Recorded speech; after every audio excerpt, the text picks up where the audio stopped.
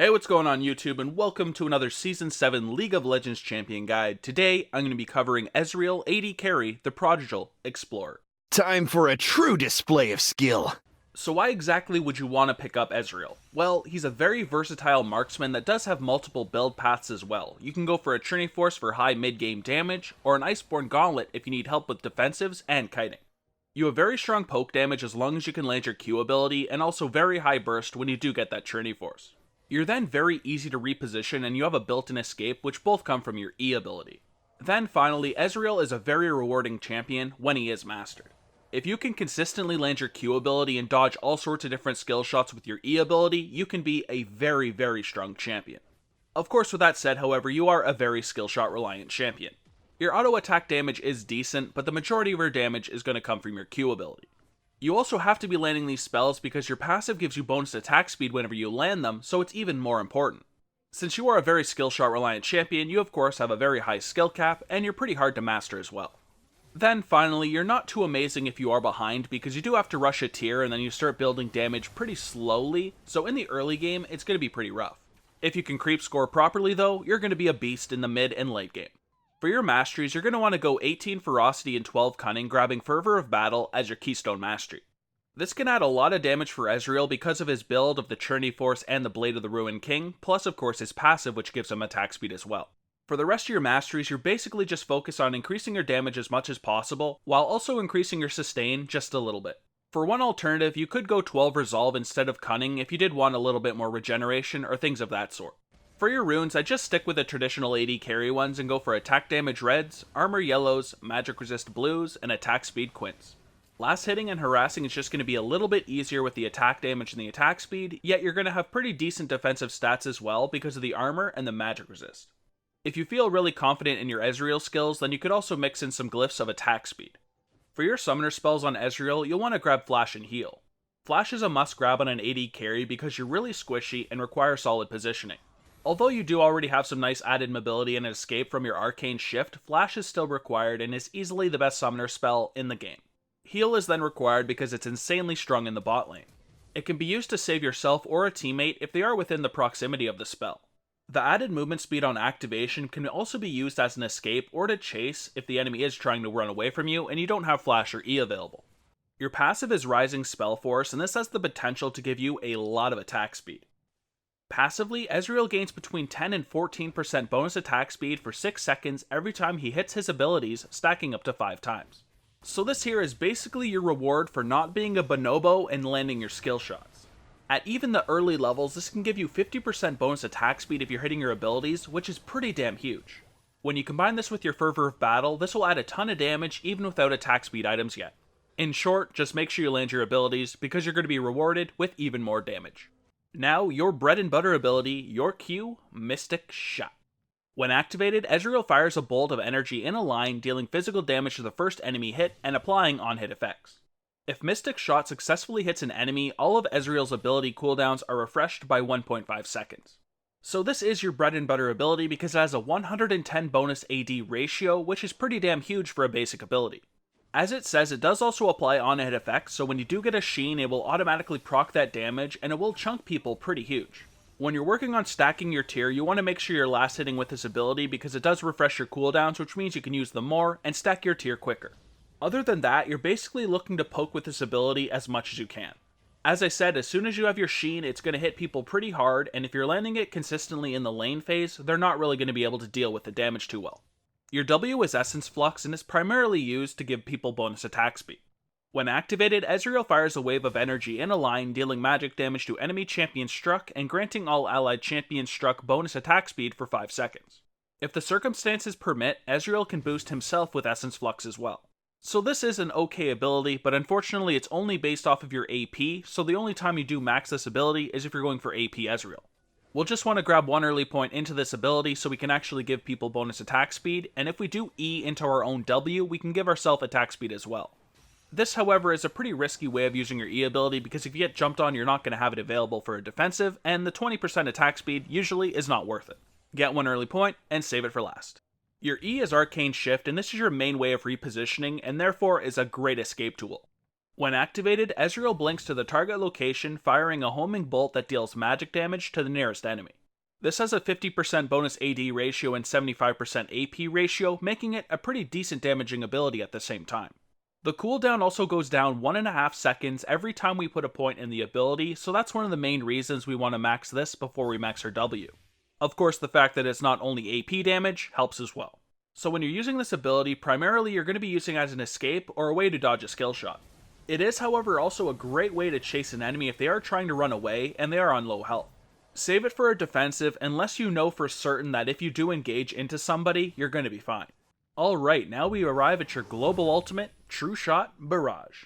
After gathering energy for 1 second, Ezreal fires an energy projectile in the target direction, dealing magic damage to all enemies it passes through. Each enemy hit reduces the projectile's damage by 10% down to a minimum of 30% damage. This does also have a 100% bonus AD ratio, so it's pretty damn respectable damage, but keep in mind if it is hitting enemies, it will be reduced. But regardless, it is a global ultimate and it's great for sniping people at a long distance. If there is also a minion wave pushing your tower and it is rather large, you can also use this to snipe them down so your tower won't fall down. Also, if the enemies are on Dragon or Baron, you can also use this if timed properly, you can steal that objective. For your skill order, you first want to put a point into your ultimate whenever you can at 6, 11, and 16. Then for its really high damage, which is great for last hitting and poking, you'll want to max your Q ability first, Mystic Shot. We'll then want to max our E ability, Arcane Shift, second, because it's really solid positioning, and the cooldown goes down 1.5 seconds every time we put a point in it. We then want to save our W ability for last. It's not that great unless we are an AP Ezreal, and of course in this guide, we're going for an AD Ezreal.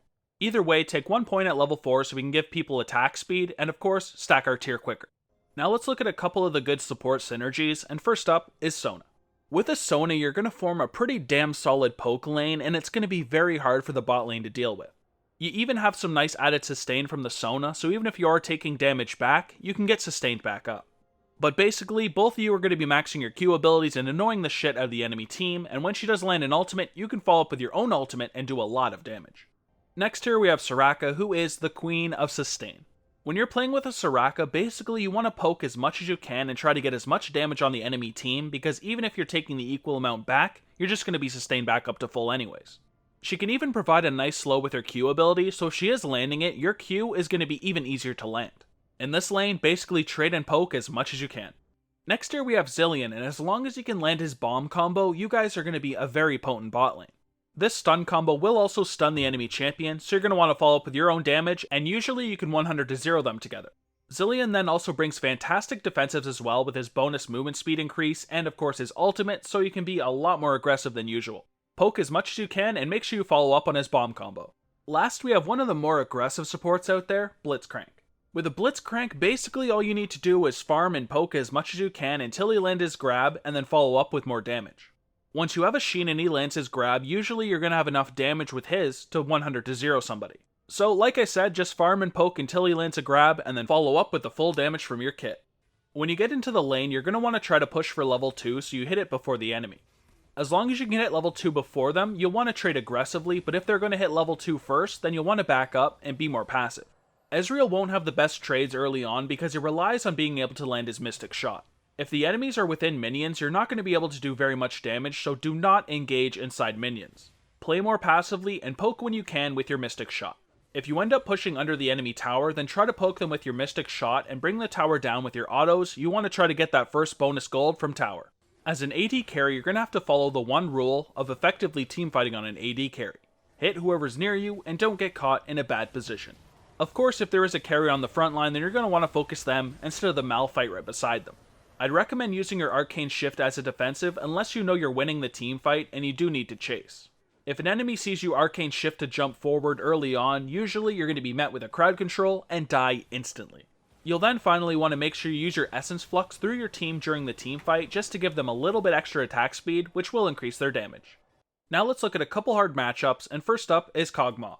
He's pretty much a champion that outdamages you at all points of the game unless you can consistently land those Mystic Shots. He's one of the best late game carries in the entire game, so you're going to have to try to kill him early and mid game. Wait until his W ability is in cooldown, because if you engage into him when it is active, he's going to do a lot of damage to you. Next here is Lucian, who's the king of the early and mid game. Early on, he's going to be able to easily outburst you, so you need to try to keep your range and poke him down with your Mystic Shot. If he uses his E forward onto you, you can simply use your Arcane Shift to jump away from him. That's pretty much how this should go. Avoid him as much as you can early on, wait till you outscale him, and then you'll be able to instantly delete him. Last here I have Vayne, which is a very winnable matchup, but if she's really good at tumbling and can predict where your Qs are going, she's going to be a really hard matchup. If she's dodging your Mystic Shots, there's basically absolutely no way you can win a 1v1 fight. If, however, you're able to predict her tumbles, you'll be able to do a lot of damage on her, and usually you can burst her rather easily. Try to be aggressive when you do have your Trinity Force, because she definitely outscales you as the game goes. But now let's finish this guide off with the item build, which starts with a Doran's Blade, Health Potion, and a Warding Totem. For your core build, you want to go for a Man Immune, Trinity Force, and a Blade of the Ruined King. The Man Immune will add some fantastic damage to Ezreal, the Trinity Force makes him a very bursty champion because of how often he can use his spells, and Blade of the Ruined King is great for dueling and gives you some really nice sustain. You could, however, get the Iceborne Gauntlet over the Trinity Force. The Trinity Force is more meta at the moment, but the Iceborne Gauntlet is still a really solid item, and if you do need that extra kiting, it will be a fantastic pickup. For your boot options, you first have the most popular ones in the Ionian boots if you want 10% CDR, the Ninja Tabis against a high AD team, or the Berserker Greaves if you want a bit more attack speed. For your item pool, we first have the 2 armor penetration items in the LDR and the Mortal Reminder. You'll pretty much always want to pick up one of these items, usually it'll be the LDR, but if you do need Grievous Wounds, then you have to go for the Mortal Reminder. If you feel like you need a Quicksilver Sash, then of course you could get the Mercurial Scimitar. It gives you a really nice CC breaker and even more lifesteal. If you're against some AP assassins, then you may want to consider getting a Maw as well. This will give you some nice added damage, but also a really solid defensive shield, which could keep you alive if somebody goes for an all-in and they are AP based. If you're looking to add even more damage and lifesteal, of course you could also get a Bloodthirster. Now you do also have the option of going for an Infinity Edge, but you don't have a ton of crit damage, so it's not going to be as effective as usual, but it can still do a lot of damage. Then finally, like usual, we have the Guardian Angel, fantastic late game item so you can come back to life and possibly get even more kills. But for my example full build, we'll take our core build, then add the Ionian Boots and get an LDR and a Mercurial Scimitar. We'll have a ton of late game damage and be a very big threat on the map, and we'll even have a nice defensive in case we do get caught in a CC. But that, ladies and gentlemen, covers everything I've got for AD Carry Ezreal in Season 7. Don't forget to check out the video description below for a link to all my social medias, and keep in mind I stream on Twitch almost every single night now at 7 PM Eastern, so make sure you check that one out. Also, if you guys did enjoy the video, please make sure you like and subscribe, but other than that, thank you guys so much for watching, and I will see you guys in the next video. Take it easy, and peace. Interested or I'm not listening, or I'm indifferent. Truly, I ain't got no business here, but since my friends are here, I just came to kick it. But really, I would rather be at home all by myself, not in this room with people who don't